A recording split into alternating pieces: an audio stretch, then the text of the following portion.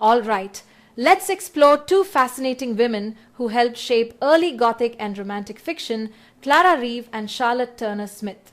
Let's start with Clara Reeve. She was born in 1729, the daughter of an Anglican clergyman, and she's best remembered as the author of The Old English Baron, published in 1777. Yes, that's been asked in exam. Now, The Old English Baron was written as a direct response to Horace Walpole's The Castle of Otranto, or, as Reeve put it, a corrected version of it. She admired Walpole's invention but thought his novel went too far into fantasy. So her aim was to create a story that would be probable and realistic within the marvelous. That phrase basically defines her contribution to Gothic realism. Interestingly, her novel was first published anonymously as The Champion of Virtue before being revised and reissued under its now famous title, The Old English Baron. And it was dedicated to Mrs. Bridgen, the daughter of Samuel Richardson, who even helped Reeve revise it. Both of those details have been asked in exam. The story itself takes us back to medieval England. It follows Sir Philip Harclay, who returns home to find his friend Arthur, Lord Lovell, dead, and Arthur's estate taken over by a cousin, Walter Lovell. Walter later sells the castle to Baron Fitz-Owen, whose household includes a mysterious and noble-spirited young man, Edmund Twyford, believed to be a peasant's son. But Sir Philip notices something strange: Edmund's uncanny resemblance to the late Arthur Lovell. The plot unfolds with secrets, rivalries, love, and, of course, the faint whisper of the supernatural. Edmund's true identity is revealed, and his virtue triumphs in classic Gothic fashion. This tale, simple and moral, became the model for later works, even influencing Mary Shelley's Frankenstein, another key exam connection. But Clara Reeve didn't stop with fiction. She also wrote one of the earliest critical studies of the novel form, The Progress of Romance, in 1785, an innovative history of prose fiction that traces its development from the ancients to her own time. This text, too, has been repeatedly asked in exam. It's remarkable because it situates women like Elizabeth Rowe and Susanna Dobson as part of the literary lineage, making Reeve a pioneer of female literary history. She also wrote The School for Widows in 1791 and Plans of Education in 1792. All in all, she published about 24 volumes across 33 years, quite an achievement for a woman writing in the late 18th century. Now, moving to Charlotte Turner Smith. Born in 1749, a generation younger than Reeve, but just as revolutionary in spirit. Smith was an English romantic novelist and poet, and she is often credited with reviving the English sonnet form. Her elegiac sonnets turned the sonnet into a vessel for personal grief, introspection, and political feeling, something later poets like Wordsworth would carry forward. Her best-known novel, The Old Manor House, came out in 1793. That's another exam favorite. It's part Gothic, part sentimental, and part political. The story follows Orlando Somerive and Monimia Morrisane, whose love faces the obstacles of class and war.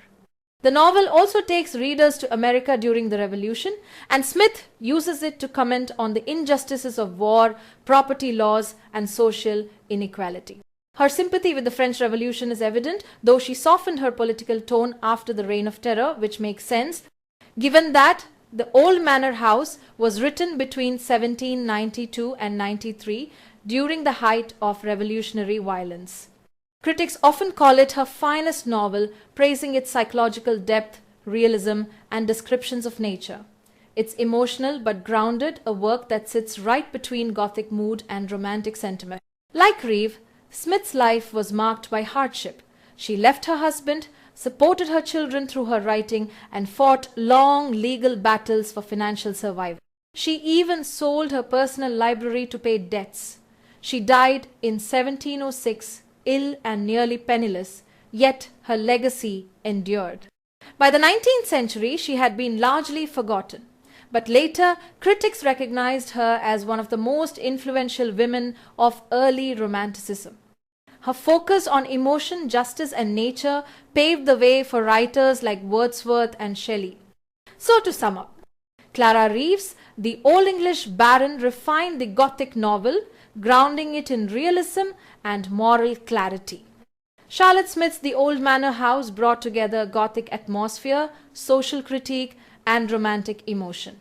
Both women shaped the literary transition from Enlightenment rationalism to romantic imagination, and both deserve far more recognition than they often get. Right, let's travel back to the eerie world of 18th century Gothic fiction, a world of gloomy castles, hidden chambers, and mysterious villains. And at the center of it all stands Anne Radcliffe, often called the mighty enchantress of the Gothic novel. Radcliffe was a pioneer of the genre, and here's what made her special. Unlike many Gothic writers, she always explained the supernatural. So those ghosts and strange noises, they always turned out to have rational explanations. This approach made Gothic fiction respectable and more psychologically complex, and yes, that's been asked in exam. She published 5 novels during her lifetime, with Gaston de Blondeville coming out posthumously in 1826. Her breakthrough came with A Romance of the Forest in 1791. Remember that title, it's an exam favorite. Then came her masterpiece, The Mysteries of Udolpho, published in 1794, for which she earned a staggering £500, a huge sum at the time. Radcliffe lived a very private life. She almost never travelled, in fact. The only real journey she made abroad was in 1794, which she described in a journey made in the summer of 1794. Ironically, she wrote vivid descriptions of Italian landscapes without ever actually visiting them, relying instead on travel books, and yes, that little irony is often highlighted in exam questions. Now let's step inside The Mysteries of Udolpho. The novel was published in 4 volumes and follows Emily Street, Aubert, a young woman who loses her parents and becomes trapped in the sinister world of Signor Montoni, the villainous Italian brigand. Emily is the model Gothic heroine, innocent, emotional, courageous, and surrounded by mystery. The story moves through France and Italy, with Montoni trying to force Emily into marriage with Count Morano so he can control her inheritance.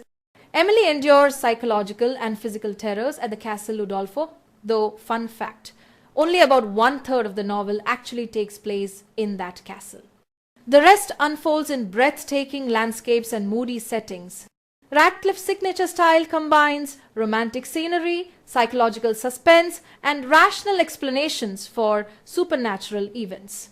Everything terrifying eventually has a human cause, secret passages, misunderstandings, or greed.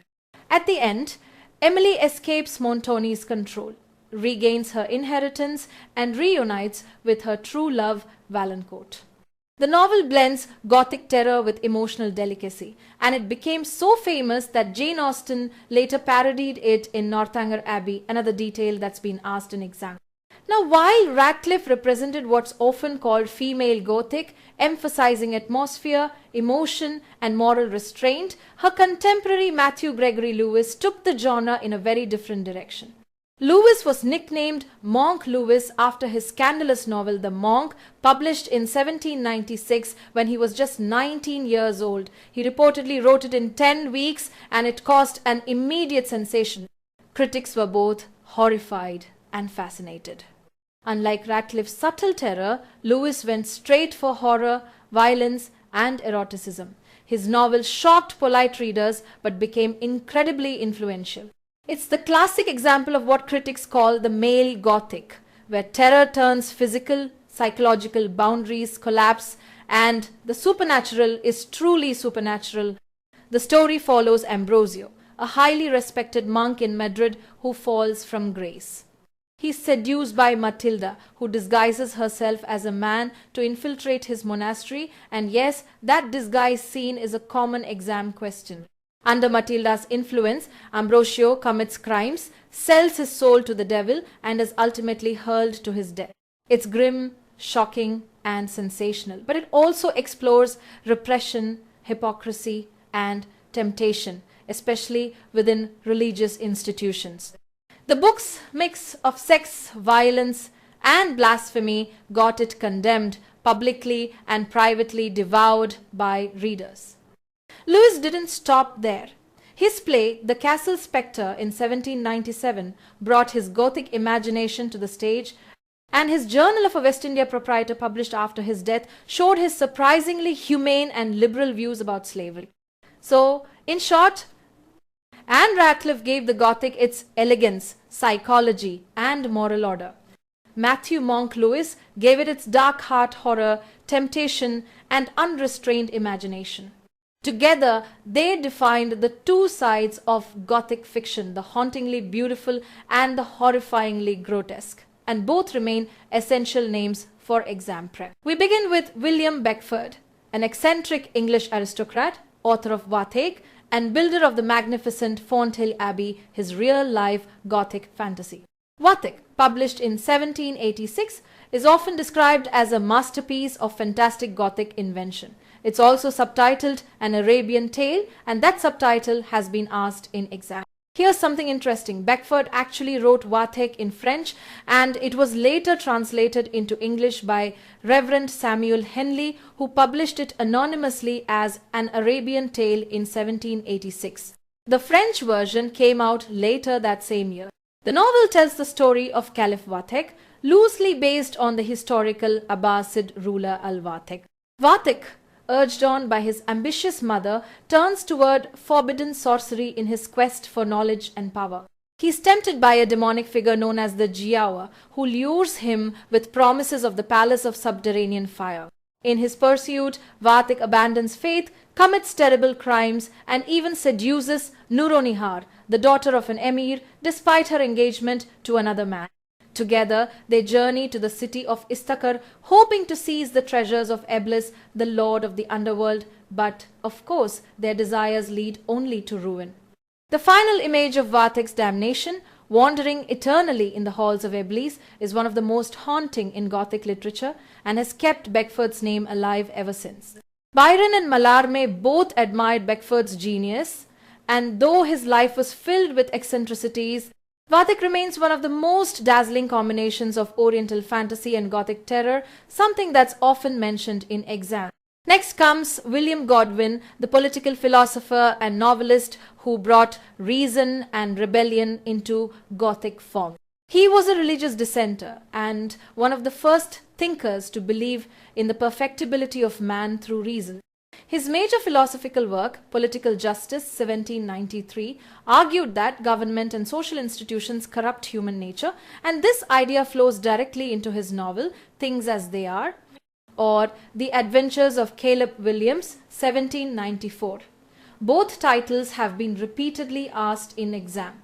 The novel, published in 3 volumes, calls for an end to the abuse of power. It exposes how rigid laws and social hierarchies destroy individual freedom, hence the subtitle, Things as They Are. In fact, Godwin's original preface, which criticized British authority, was so alarming that booksellers forced him to remove it, another exam detail worth noting. The plot follows Caleb Williams, a poor orphan who becomes the servant of the noble Ferdinando Falkland. Falkland is admired for his heroism, but suffers from violent fits of temper. As Caleb uncovers secrets about his master's feud with Barnabas Tyrrell and the suspicious death of Emily Melville, he begins to suspect Falkland's guilt in a murder. When he confronts him, Falkland confesses but forces Caleb into silence. Later, he falsely accuses Caleb of theft, ruining his life. Caleb's journey turns into a social nightmare, imprisonment, escape, betrayal, and despair until, in a powerful final confrontation, he accuses Falkland in open court. Falkland dies soon after, leaving Caleb haunted by guilt. The novel merges Gothic suspense with political realism, turning haunted castles into prisons of social oppression. It's the Gothic novel turned inward about the corruption of justice and the loss of freedom. Godwin's other works include The Enquirer of Population and Thoughts on Man. He also published his wife Mary Wollstonecraft's unfinished novel Maria, or The Wrongs of Woman, in 1798, often considered her most radical feminist work and, yes, frequently asked in exam. Finally, we come to Charles Robert Maturin, the Irish clergyman and dramatist known as the Last of the Goths. His most famous novel, Melmoth the Wanderer, 1820, is often seen as the final classic of the Gothic romance tradition.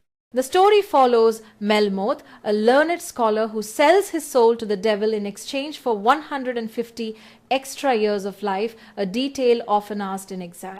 Condemned to wander the earth, he searches for someone willing to take over his infernal pact, a theme reminiscent of the wandering Jew legend.